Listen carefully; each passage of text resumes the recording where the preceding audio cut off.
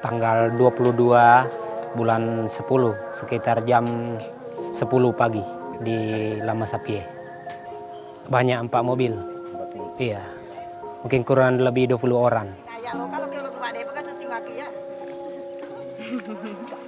Pada waktu ditangkap katanya mau dibawa ke kantor desa dulu. Terus Pak Desa tidak ada pada waktu itu.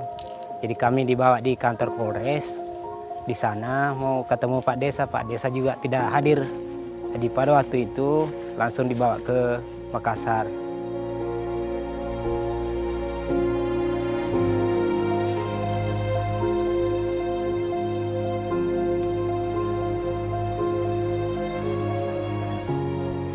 Kalau tidak salah ingat tanggal 25 hari Minggu saya ditangkap sama polisi kehutanan lagi tanam jahe sama teman-teman di sini yang berkebun, yang petani. Saya pun juga tidak mengerti kenapa tiba-tiba datang tuh kehutanan yang menangkap saya. Tiba-tiba saya kan cuma menanam jahe. Tidak tahu dari mana itu asalnya kehutanan ada muncul di situ. Dia bilang siapa yang punya kebun di sini. Jadi saya jawab saya punya kebun. Siapa yang suruh? Tidak ada yang suruh, saya sendiri. Saya punya nenek moyang saya punya tanah ini. Saya di Makassar 2 bulan. 2 bulan ditahan. Ditahan di penjara. Perasaan saya rasa tidak enak, perasaan itu. Ingat semua anak, istri.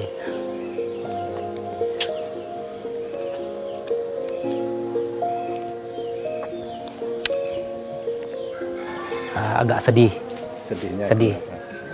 Tidak ketemu keluarga. Terus apa lagi? Penghasilan tidak ada. Tidak terlalu kayak muter rumah. Rasanya dikasih begitu. Tidak, dulu kan tidak pernah dikasih begitu. Sekali rasakan.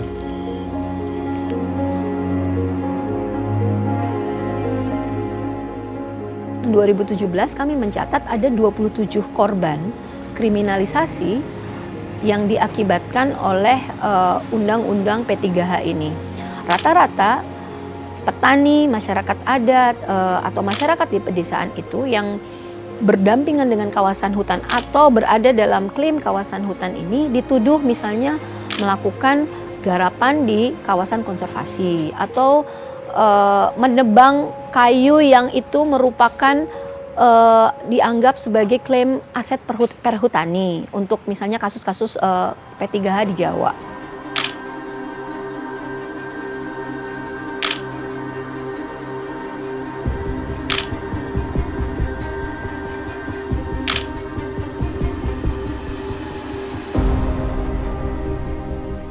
Misalnya kasus penangkapan 3 petani di Sopeng dengan memakai Undang-Undang P3H. Kemudian 2 tahun sebelumnya ada 13 petani di Kabupaten Goa juga dikriminalisasi dan kasusnya sampai sekarang tidak selesai, menggantung, tidak juga di SP3-kan.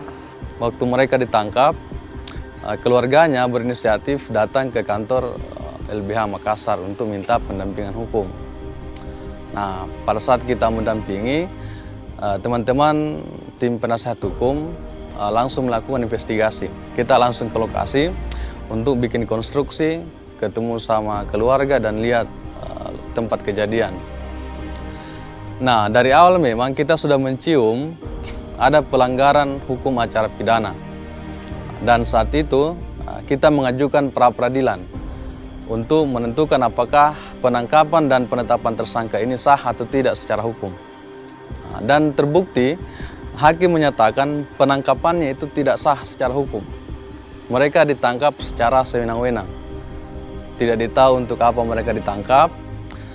Bahkan 3 hari mereka bukan ditangkap, mereka ini disekap 3 hari. Jadi keluarganya tidak tahu 3 hari ini apa statusnya mereka. Dibawa ke Makassar, tidak ditahu. Sehingga hakim pada saat itu di pengadilan menyatakan penangkapannya ini dilakukan secara sewenang-wenang, makanya tidak sah. Ya memang yang waktu pertama saya di sidang ditanya juga di situ di pengadilan Ditanya sama hakim. tanyanya gimana? Dia tanya, kamu memang di situ kau pernah tahu kawasan hutan lindung? Saya bilang, saya tidak tahu. Saya tidak ada tanda-tandanya di situ. Tidak ada patoknya. Dia bilang, kau tidak takut menembang kayu ya? Saya tidak tahu itu kata aku apa tidak. Tapi cuma banyak mati berdiri kayu jadi saya tumbang. Itu tanah nenek moyang. Ya, itu tanahnya nenek saya. Sekalipun mereka dikenakan dua undang-undang, Undang-Undang P3H dan Undang-Undang Kehutanan, mereka tetap tidak bisa dipidana. Dengan pertimbangan tadi, pertama, mereka telah berkebun dan tinggal secara turun-temurun, dan itu fakta yang muncul di persidangan. Perbuatan mereka menebang pohon bukan untuk kepentingan komersil, bukan mau dijual, tapi hanya bangun rumah kebun dan sebagian kayu bakar untuk buat gula. Toh Mahkamah Konstitusi sudah memutus bahwa batas hutan itu harus dirundingkan oleh mereka-mereka yang mempunyai kepentingan di situ. Tidak boleh sepihak. Di Undang-Undang Perkebunan nomor 41 tahun 1999 itu ada pasal bahwa batas-batas atau yang diklaim sebagai batas hutan ditentukan oleh sepihak, oleh pemerintah. Itu sudah dibatalkan itu. Sehingga itu harus ditentukan oleh siapa saja yang menjadi stakeholder ada di situ. Lah stakeholdernya kan rakyat juga ada di situ. Jadi kalau saya ya rakyat sendiri jangan nunggu terus undang-undang begini ini dipermainkan terus begini ini. Jadi mereka batasi dulu, memang ini begini lah, baru kalau sudah dipersoalkan berikut dibawa ke masalah hukum. Dalam 1 menit itu satu rumah tangga petani hilang 0,25 hektar garapannya. Ya bisa dibayangkan kan, kayak tiran, merbau, mereka kan terus melakukan gerakan-gerakan merayu, merampas, memaksa. Selama ini di lokasi di hutan ini Conang itu masyarakat hampir tiap hari merasa terteror dengan pihak kehutanan. Bahkan ketika ada pengumuman dari kepala desa, di masjid-masjid diumumkan bahwa hari ini atau besok akan ada kehutanan lagi yang patroli, mereka tidak akan turun. Ketika misalnya ikut ke sidang, mereka merasa juga terancam. Bisa jadi bahwa nanti saya juga ditahu bahwa saya punya kebun, punya lahan dalam sekitar kawasan hutan. Jadi bagaimana kita terus menguatkan bahwa kita sedang memperjuangkan hak-hak kita, hak-hak masyarakat yang memang diklaim, sekali lagi diklaim. Kita tidak mau melekatkan bahwa masyarakat itu adalah perambah. Satu, kita harus memastikan ada sistem atau mekanisme respon cepat ketika terjadi kasus-kasus penangkapan terhadap petani atau masyarakat adat yang mengalami kriminalisasi akibat undang-undang ini. Misalnya penyediaan pro bono lawyer atau pengacara atau bantuan hukum, menyediakan juga zona aman ketika misalnya kawan-kawan petani, aktivis, masyarakat adat sedang terancam dikriminalkan oleh Undang-Undang P3H. Untuk menekan pemerintah, untuk memberikan hak-hak pada petani. Ini petani! Hidup rakyat yang melawan! Hidup petani! Hidup petani! Hidup petani! Hidup petani! Tetap semangat dalam perjuangan, kita akan terus bergandeng tangan, bekerja untuk satu perjuangan tanah air.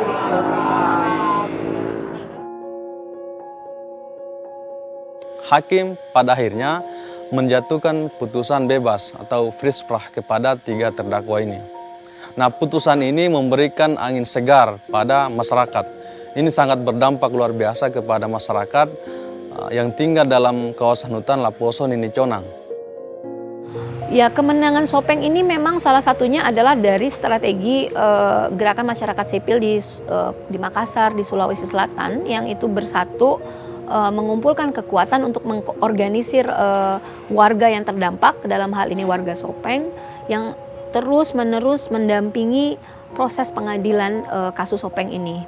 Jadi ada tekanan dari publik Makassar, dari publik Sulsel untuk memastikan hakim itu bekerja berdasarkan perspektif keadilan dan berbasis kerakyatan. Tapi yang jelas, undang-undang ini kan sangat bertentangan dengan Perpres Reforma Agraria sebenarnya. Yang satu Perpres Reforma Agraria mengatakan kalau tanah yang sudah ditempati dan diduduki oleh masyarakat sekian tahun dan segala macam itu bisa dilepaskan dari kawasan hutan. Kalau dalam Undang-Undang P3H, masyarakat atau kelompok masyarakat tradisional apapun itu yang kalau tidak memiliki alas hak mendiami tanah tersebut, tanah negara tersebut, bisa dipenjara. Nah, bagaimanapun mereka ini butuh kepastian hukum. Karena ada saja faktor-faktor yang di luar perkiraan tiba-tiba merugikan mereka. Misalnya orang kehutanan secara membabi buta langsung menangkap, tidak peduli dan lain-lain. Nah, rekomendasinya adalah ada kepastian hukum, tanah-tanah mereka ini harus dikeluarkan dalam kawasan hutan. Dengan jaminan pasal 18 ayat 2 itu akan sudah jelas. Negara memang harus menghormati, mengakui ya kesatuan masyarakat hukum adat ya dengan hak-hak tradisionalnya. Kalau mereka itu melakukan suatu perbuatan sesuai dengan hak tradisionalnya, mengapa mereka harus dipidana? Ini loh masalahnya ada di situ.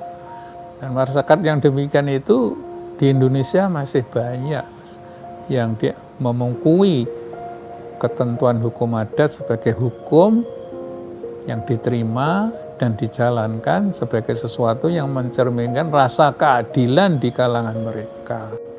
Kemungkinan kalau memang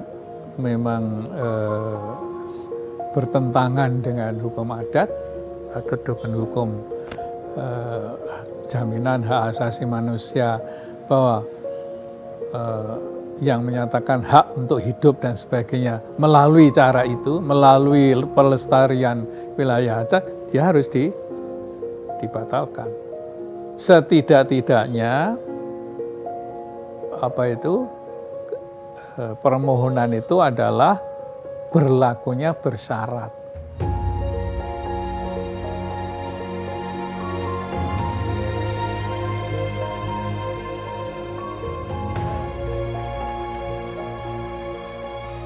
Ya tetap mau lanjutkan, kami punya cuma itu satu-satunya itu kami punya kawasan.